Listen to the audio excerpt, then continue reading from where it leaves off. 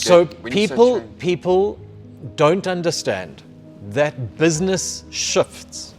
So how many people remember Kodak? Oh, wow.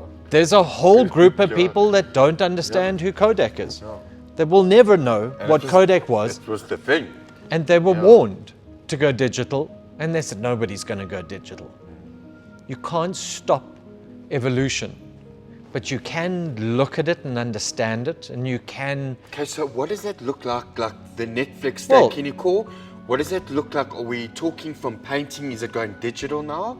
What is the change happening now? Everything will go digital eventually, but that doesn't mean that paint on canvas won't still exist. Or writing books when There will be spikes.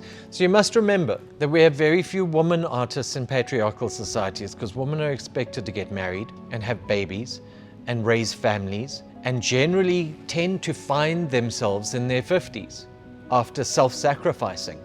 You know, societies wouldn't raise themselves without the women of our societies. So finding women artists is incredibly difficult. It is shifting and it is changing. is there a need for? Absolutely, In there's other a words, you need have for clients female. coming in saying, "Do you have any female art?" Like, No, so you know, I don't enjoy being asked the race of an artist or the.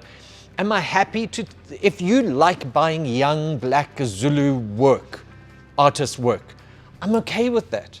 If you collect porcelain and you collect porcelain from a certain time made by a certain artist, that's your choice. But if you want to know great art, it should be great art, regardless of the race or the age or the gender of the artist. A very famous dealer years ago in South Africa said to me, if an artist is not famous by the age of 40, they'll never make it. Simply not true. I can whip out a list of world famous artists that didn't make it until they were way into their 50s, 60s, some in their 80s. Robert Hodgins only really kind of cracked it very late in life. The gallery system has changed. The way that we interact with art has changed. Most good gallerists don't overprice their art. They let their art find a value system, and then they share in that value system with the artists as they build their careers. And nothing is static. Nobody stays anywhere forever. But there needs to be an integrity within the business where people hold hands with one another. So in the early days, if you go back 15 years ago, if you walked into the Everard Reed Gallery and you saw an artist and you liked that artist, you had to buy that artist's work, because there was no way of tracking that artist down and going to go and meet them and see them because you were busy. you mentioned earlier, it's a fantastic idea. In other words, if you buy an art piece, 2 years later, you have an opportunity of, changing the art. Okay, so that's one sort of nuance that you taught me today, thank you. The other is do you rent out art and No. the pieces? So, all right. So we've been approached, and I do think that there are businesses that do it abroad and do very successfully. When you're renting out art, it's for the imagery. So it's, I'd like a big colorful painting with yellow flowers in it for my lounge to match the curtains. Or a wedding day, like one day or something. That's not the art that we represent. Okay. That's not to say that that art isn't great. Art should make you happy as well. And there are lots of spaces where you can buy beautiful landscapes and flowers in vases, and it's just not what we do as a gallery. We're more interested. Speak to me more about what you do as a gallery. Well, so we're more interested in Africa art is very big. So for you. contemporary South African art and contemporary South African art in an unaffected space is art that's born from the soul. So I'm a great believer that talent can be taught. Can great talent stand out above that? 100%. But you can become a really good artist if you practice. You really can. And then it's painting imagery. And if you paint flowers or you paint landscapes or you paint fine art, that's fantastic. The more you paint, the better you get.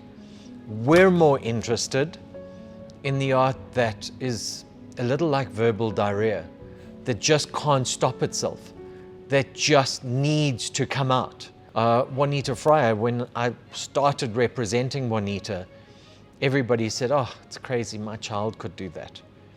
Well, wasn't she the very first artist to be chosen by the Schutz Museum in Austria and she's sold in Vienna, she's sold in China, she's sold in, oh my goodness, Los Angeles, Mexico, London, New York, London, Morocco. I don't think that there's a continent.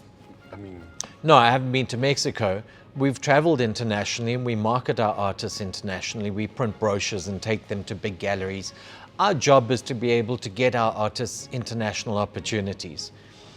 Their job is to make sure that they keep the integrity of the business structure in place so that we can help and facilitate the next kid on the block stepping up. So we deal in mid-career artists. And in a lifetime, you won't be able to facilitate everybody. But along that journey, you discover greatness. I'm a great believer that raw, honest art is all connected via a cultural cosmic thread that just ties people together. Wow. People will walk in and have an emotional response to something and not understand why. Michelle Silk did a whole series of old people, and I thought that we would be selling to the Kloof crowd. And that's not at all who bought her work. The demographic of people that bought her work astounded me. It was young Africans in their 30s that connected with the work and really fell in love. So there is a cosmic thread through honest art that has integrity.